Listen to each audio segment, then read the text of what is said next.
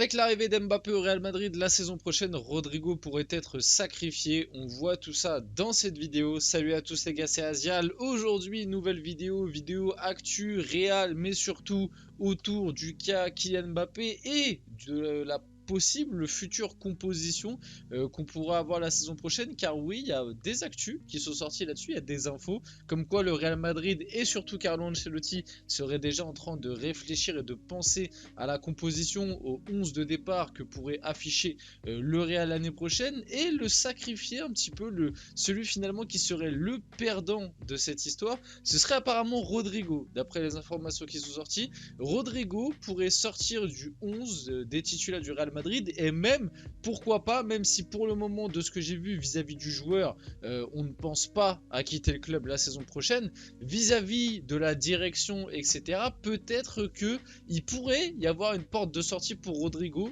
sur les années à venir, et ce serait peut-être le grand perdant de l'arrivée d'Mbappé. On va voir tout ça dans cette vidéo. Bien évidemment, avant qu'on rentre dans le vif du sujet, n'hésitez pas à la liker, à commenter, à partager, à vous abonner, ça fait plaisir pour monter la chaîne, etc. Et puis on va pouvoir y aller dès maintenant. On va commencer très fort, déjà pour rappeler que concernant l'avenir de Kylian Mbappé, la tendance serait toujours un départ du PSG. Les négociations avec le Real Madrid seraient très avancées, confirme Fabrizio Romano. Parce que c'est vrai que finalement, ça fait un moment qu'on n'en entend plus beaucoup parler de cette histoire. Je parle un petit peu dans les gros médias, parce que bien évidemment que si tu suis les comptes Actu Real Madrid, ils te parlent de ça tous les jours. Je sais pas d'où ils inventent leurs informations, mais tous les jours, ils te sortent une actu. Ah, Mbappé, ça y est, c'est fait. Et puis le jour d'après, ah, en fait, cette fois-ci, c'est vraiment fait, ça y est, tout est signé. Et puis 2 jours après, ils te font ok, cette fois-ci, c'est quasi sûr et tout est signé, il va bientôt poser. Et au final, ils te sortent ça quasiment tous les jours avec des sources différentes. Mais c'est vrai que ça faisait un moment qu'on va dire de sources un peu plus fiables.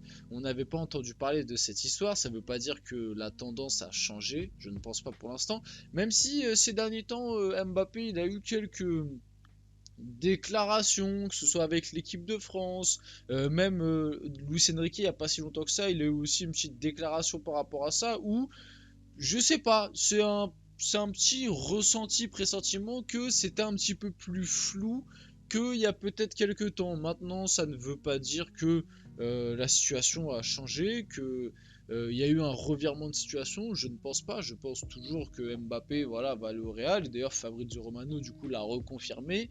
Les négociations, pardon, sont toujours très avancées, mais pour le moment, toujours rien de signé. Et mine de rien, on est en avril. Alors après, c'est peut-être juste ce que, on va dire, le joueur et le club veulent que ça sorte dans les médias. Peut-être qu'au final, c'est déjà signé, mais ils veulent pas que ça s'ébruite. C'est une possibilité, mais pour l'instant, on est quand même en avril. Il n'y a toujours rien de signé d'officiellement, en tout cas d'après tout ce qui sort.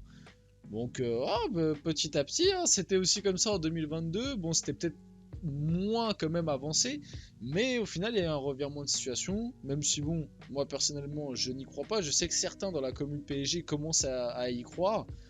On verra ça, et franchement je, je commence à ne plus espérer grand chose de ce dossier. Enfin, j'ai jamais espéré vraiment grand chose, mais voilà, juste que ça s'arrête, ça nous fera tous plaisir, honnêtement.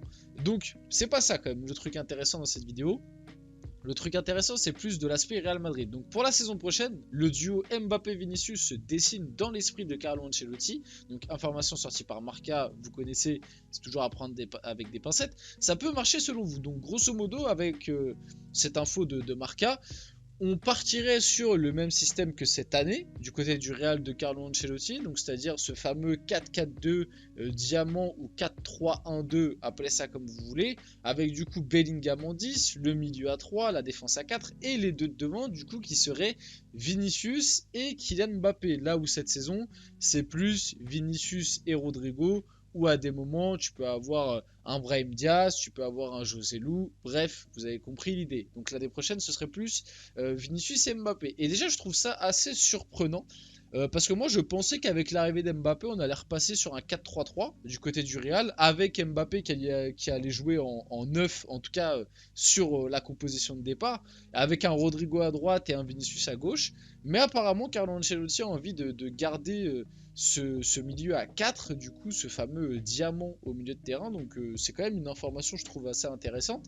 Et du coup comme expliqué juste là, le grand perdant, enfin en intro de la vidéo, pardon, le grand perdant de l'arrivée d'Mbappé, du coup, sera Rodrigo, pardon. Et en plus de ça, c'est quand même important de le rappeler que l'année prochaine, tu as Hendrick qui arrive, tu auras Arda Güler, tu auras encore Brahim Diaz, ça va faire énormément d'attaquants pour pas beaucoup de postes. Il va y avoir un chantier à faire, je pense, sur l'attaque du Real Madrid. Et le truc assez paradoxal, c'est que tu as énormément d'attaquants pour seulement 2 postes, mais t'as aucun numéro 9. et dans le lot, t'as quand même beaucoup de mecs qui sont plus des ailiers, et surtout ailier gauche, à vrai dire. Le seul 9, mais moi, de ce que j'ai vu, je pense quand même que c'est plus un mec qui peut tourner autour d'un 9, ou alors un sorte de 9,5, c'est Hendrick. Après, j'en ai pas énormément vu, mais de ce que j'ai vu avec la sélection brésilienne, Hendrick, ça a l'air quand même d'être un 9 qui aime bien décrocher, venir chercher les ballons, les remonter, etc. Ça a pas l'air d'être un 9 comme. Enfin, après, c'est un peu ce que faisait aussi Benzema, mais je sens pas ce truc de pur numéro 9 chez Hendrick, en tout cas pour le moment, et c'est sur un échantillon très très faible, les gars. Je ne regarde pas le championnat brésilien, donc je ne sais pas. Mais Hendrick, ça a l'air quand même d'être un petit peu un feu follet, quoi. Un électron libre, il vient décrocher, il peut partir de la droite avec son pied gauche, etc. etc. Donc voilà, donc finalement, avec tout ça, donc déjà le duo Mbappé-Vinicius, est-ce que ça peut fonctionner? Bon, ça reste quand même deux mecs qui aiment bien partir du côté gauche. Maintenant, est-ce que ça peut fonctionner dans le même système que cette année? Bon, ça fonctionne plutôt pas mal avec Vinicius Rodrigo, même si Rodrigo, on le voit et on l'a vu très récemment, quand il joue à gauche, il est quand même bien meilleur que quand il est cantonné à ce poste à droite. Mais voilà, oui, je pense que Vinicius Mbappé, ce duo avec Bellingham derrière, ce duo fonctionnera très très bien en Liga maintenant. Pareil, comment ça va se passer? On sait des fois à des moments Mbappé, son comportement, voilà, défensivement, comment ça va faire, comment Mbappé va jouer, parce que je pense que le côté gauche va être réservé à Vinicius, du coup Mbappé sera plus quand même central droit, même s'il pourra être un peu plus libre et dézonné à gauche. Il y a plein de choses à voir sur le papier. Oui, en Liga, je pense que ça va fonctionner. Maintenant, dans les grands rendez-vous, à voir.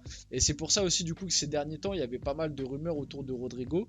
Rodrigo a même réagi à ça, hein. Mbappé au Real, je pense que c'est proche, car c'est ce que disent les journalistes. Je vous fais confiance, les gars. Si Mbappé vient, je serai sur le banc. Ce sera un bon casse-tête pour le coach. Donc voilà ce qu'il a répondu par rapport à ça. Mais ouais, l'un des soucis du Real Madrid qui va arriver, c'est qu'en fait, tu vas avoir déjà 3 top joueurs, parce que Rodrigo, ça reste un top joueur pour 2 places si tu restes dans ce système-là. Et en plus de ça, c'est 3 ailiers gauche de base. Et on l'a vu encore très récemment là, avec face à l'Athletic Bilbao. Rodrigo, quand il est à gauche, et quand Vinicius était blessé, on le voyait aussi parce que Rodrigo était à gauche.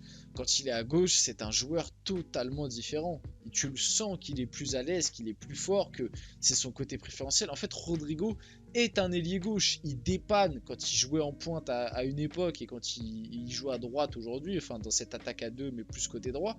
Il dépanne finalement. Il peut pas s'exprimer à 100%, je trouve. Et là, tu vas ramener Mbappé qui lui aussi est à gauche, t'as Vinicius qui est à gauche. Ça commence à faire énormément de monde qui joue le même rôle et qui ont plus des profils quand même assez similaires. Et c'est pour ça que moi je vous l'ai toujours dit, oui Mbappé c'est un joueur exceptionnel et pour le Real Madrid quand tu peux le faire gratuitement c'est tentant, mais sportivement parlant, je suis pas sûr que c'est ça qu'il faut au Real Madrid et que ça va apporter une plus-value en tout cas dans les grands rendez-vous vraiment si exceptionnels qu'on le pense. J'attends de voir, je peux peut-être me tromper, mais j'attends de voir là-dessus. Donc c'est pour ça aussi qu'en ce moment il y a pas mal de rumeurs autour de Rodrigo qui pourrait partir. Et on va suivre ça de près. Pourquoi pas un petit Rodrigo du côté du PSG pour remplacer Mbappé? En vrai, moi je prends, hein. Si on peut négocier un petit Rodrigo pas trop cher, ça me va, hein. Accord total très proche d'être trouvé entre le Real Madrid et Alphonso Davies. Il ne reste désormais que quelques détails à finaliser. Le club merengue devra dépenser 50 millions pour s'attacher les services de l'international canadien. Encore une fois, les infos sur Alphonso Davies qui continuent. Voilà, de ce que j'ai compris, il a reçu une offre de prolongation qu'il a refusée. Donc normalement, ça devrait se diriger du côté du Real. Et pareil, hein, ce sera un excellent renfort pour Madrid l'année prochaine. Mais pareil, défensivement, comment Ancelotti va articuler ça, etc. On a hâte de voir tout ça l'année prochaine. Et pour finir la vidéo, une petite prédiction maillot. Voilà, une prédiction sur le maillot extérieur du Real Madrid la saison prochaine. Vous aimez. Je suis pas hyper fan, ça reste plus une visualisation. Voilà, mais le jaune comme ça, je suis pas hyper fan. N'hésitez pas à me dire ce que vous en pensez dans les commentaires. On va finir la vidéo là-dessus. J'espère que la vidéo vous a plu. Si c'est le cas, n'hésitez pas à la liker, à commenter, à partager et à vous abonner. Les gars, c'était Asial et on se retrouve très rapidement pour une prochaine vidéo.